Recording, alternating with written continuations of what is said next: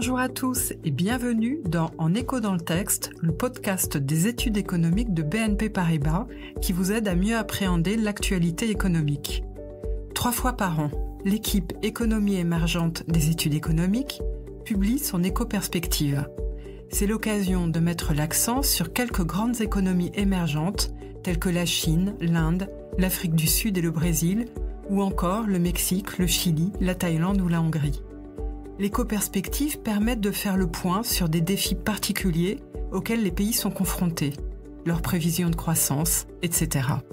À l'occasion de l'apparition du numéro du 2e trimestre, 3 membres de l'équipe Économie émergente prennent la parole dans En écho dans le texte. Cynthia Calassopatane, Antoine, Luc Appelé et Christine Pelletier. Bonjour à tous. Bonjour.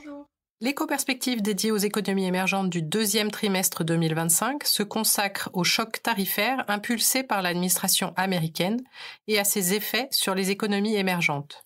Dans ce podcast, nous allons revenir sur les conséquences de la hausse des droits de douane américains sur la croissance mondiale, sur les dynamiques du commerce international et sur la réorganisation des chaînes de valeur. Nous analyserons les effets de ces bouleversements sur les pays émergents. Les pays émergents vont d'abord subir des effets négatifs liés au ralentissement de leurs exportations et à la concurrence accrue des produits chinois. Mais ils pourraient aussi bénéficier de nouvelles opportunités pour attirer des IDE.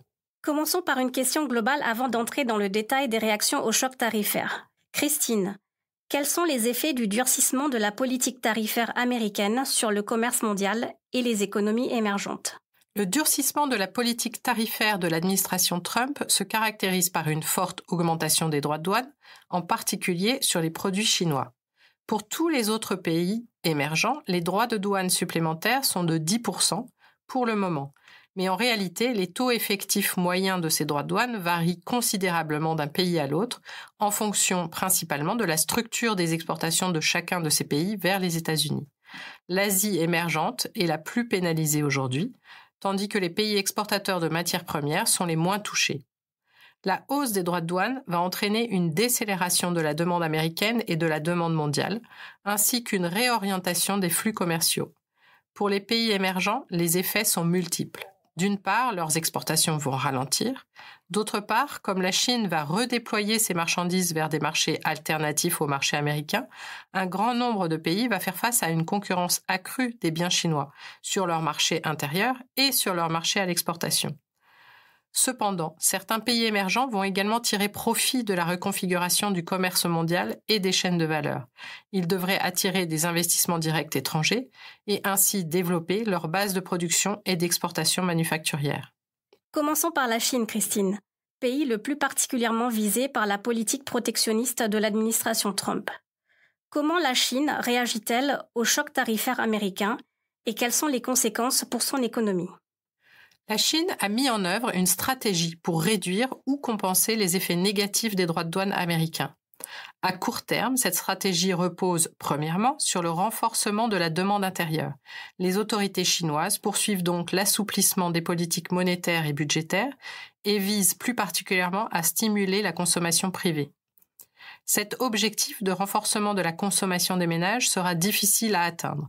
La Chine est confrontée à des pressions déflationnistes, la demande du secteur privé reste freinée par la crise du secteur immobilier et elle pourrait également souffrir des effets du ralentissement attendu dans le secteur manufacturier sur le marché du travail. La stratégie chinoise face aux droits de douane américains repose également sur la réorientation des exportations vers d'autres marchés. Au printemps, déjà, la baisse des exportations chinoises vers les États-Unis a déjà été compensée par la forte hausse des exportations vers d'autres régions.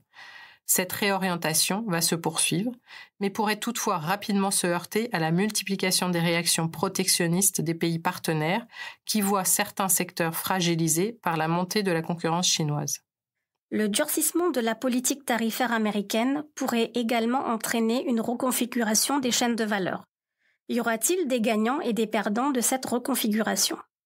On peut s'attendre effectivement à une nouvelle reconfiguration du commerce mondial, comme cela avait été le cas sous le premier mandat de Trump, au début de la guerre commerciale entre les États-Unis et la Chine. À cette époque, des pays comme le Mexique et le Vietnam avaient bénéficié des tensions commerciales pour se positionner comme pays dits connecteurs, autrement dit des pays par lesquels transitent des biens chinois qui sont ensuite réexportés vers les États-Unis après création de valeur ajoutée. À court terme, le durcissement de la politique commerciale américaine risque de freiner les IDE dans ces pays.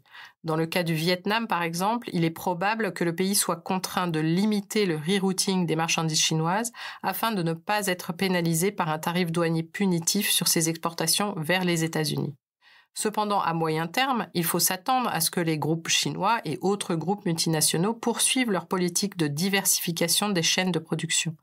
Les IDE se dirigeront vers les pays qui offrent les meilleures conditions, à savoir une main-d'œuvre qualifiée et compétitive, une fiscalité attractive, un secteur manufacturier déjà intégré dans des chaînes de valeur mondiales et des infrastructures de qualité.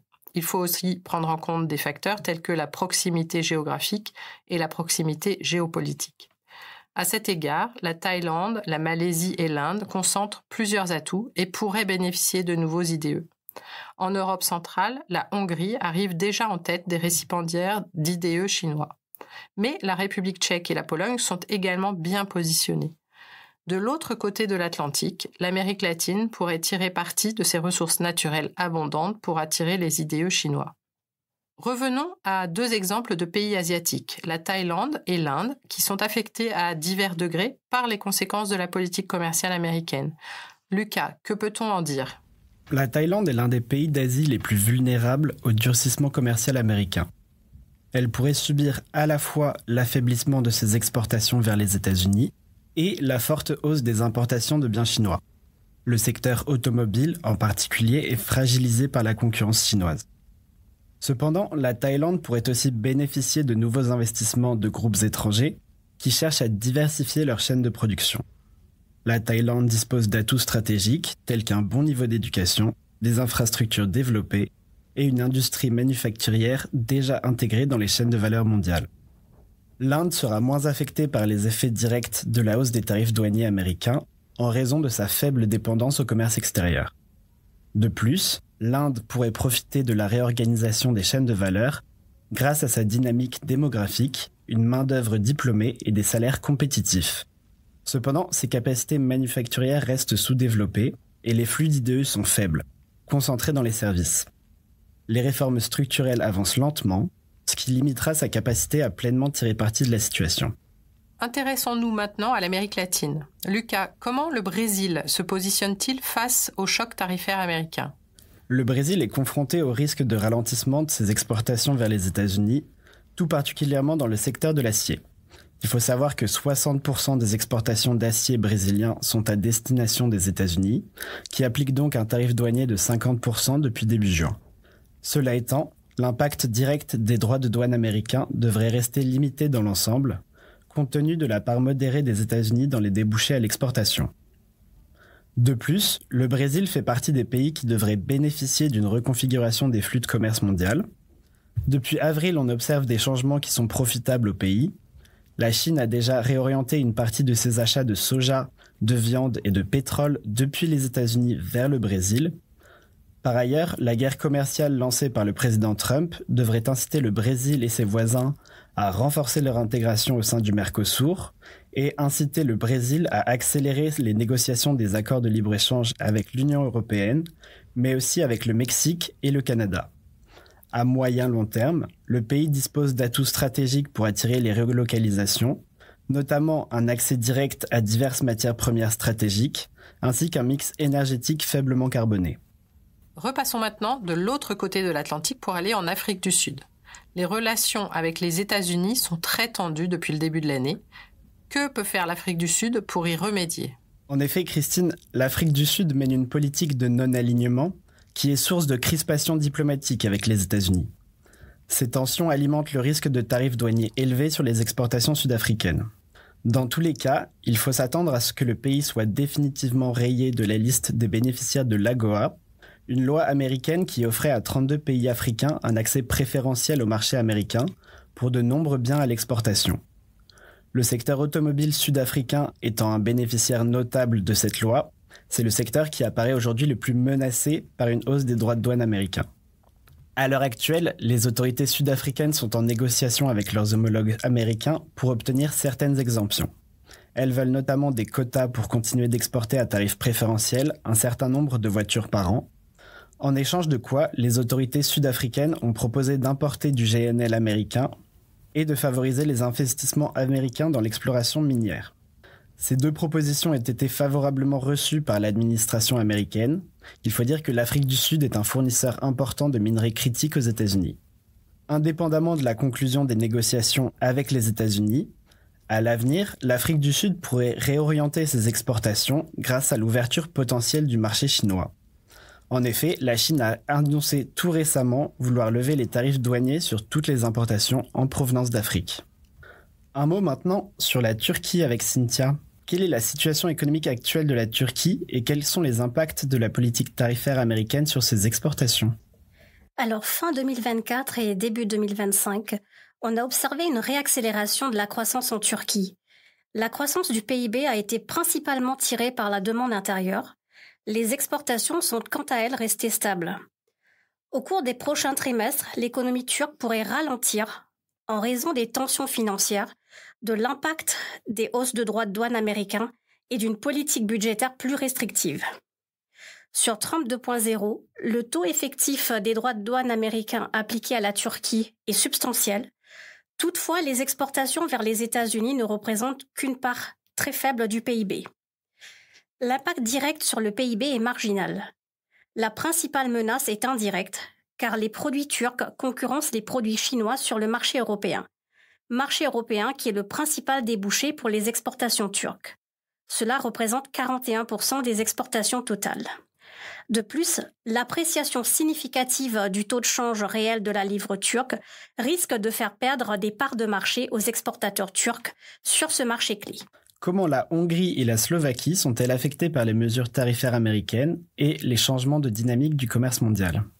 Pour répondre à ta question, Lucas, les économies d'Europe centrale, très ouvertes, sont également touchées par la hausse des droits de douane américains, même si leur déficit commercial avec les États-Unis est marginal. La Hongrie est l'un des pays d'Europe centrale les plus exposés. Certes, la part des exportations vers les États-Unis est faible, mais la Hongrie est indirectement et plus fortement affectée par son lien commercial important avec l'Allemagne. La Chine est à la fois un concurrent, notamment sur les machines et équipements de transport, et un partenaire clé en termes d'investissements directs étrangers. La Hongrie a et continue d'attirer des investissements chinois majeurs dans l'automobile et la production de batteries électriques. La Slovaquie, tout comme la Hongrie, fait partie des pays les plus exposés en Europe centrale aux mesures douanières américaines en raison de la concentration de ses exportations dans le secteur automobile. Cela représente 77% des exportations slovaques vers les États-Unis. De plus, la Slovaquie subit un effet indirect via la baisse de la demande en provenance de l'Allemagne, son principal partenaire commercial. Le défi est de taille pour la Slovaquie. La réorientation des exportations vers d'autres marchés est complexe en raison de sa spécialisation sectorielle et de la concurrence chinoise sur le marché automobile. Toutefois, à moyen terme, le plan d'investissement allemand et les flux d'IDE, y compris ceux de la Chine dans le secteur des véhicules électriques et des batteries, pourraient offrir des relais de croissance. Il nous reste une région du monde que nous n'avons pas abordée et c'est le Moyen-Orient. Peux-tu nous parler de la situation économique aux Émirats arabes unis ? Les Émirats semblent plutôt épargnés par les perturbations du commerce mondial. Comment est-ce possible ? Oui, en effet, Lucas. Les Émirats arabes unis sont globalement épargnés par la politique commerciale de Donald Trump. Cependant, l'économie est la plus sensible de la région au ralentissement du commerce mondial, en raison de sa forte ouverture vis-à-vis du commerce extérieur. Les exportations de biens et de services sont supérieures à 110% du PIB. Malgré cela, les perspectives de croissance restent solides à 4% en 2025, tirées par la diversification économique, l'attractivité pour les investissements étrangers et le soutien public. Les Émirats arabes unis multiplient les accords de partenariat économique pour renforcer leur position de plateforme commerciale et se prémunir contre la fragmentation géoéconomique. Nous voyons donc que le choc tarifaire impulsé par l'administration Trump crée un environnement économique incertain pour les pays émergents. Si certains, comme les Émirats arabes unis et le Brésil, semblent mieux positionnés pour traverser ces turbulences et saisir de nouvelles opportunités de réorientation commerciale, d'autres, comme le Mexique et la Slovaquie, font face à des défis plus importants en raison de leur forte dépendance commerciale et de leur spécialisation sectorielle. La capacité de ces économies à adapter leur politique et à attirer des investissements stratégiques sera cruciale pour leur résilience. Merci à tous nos auditeurs de nous avoir suivis pour ce numéro spécial dédié aux économies émergentes. Vous retrouverez en description le lien vers le dernier numéro d'Éco-Perspective. Face au choc tarifaire américain, nos économistes vous livrent une analyse pays par pays. Merci à tous. Nous vous rappelons que vous trouverez sur le site de la recherche économique de BNP Paribas les analyses de notre équipe d'économistes tout au long de l'année. À bientôt. Merci et à bientôt.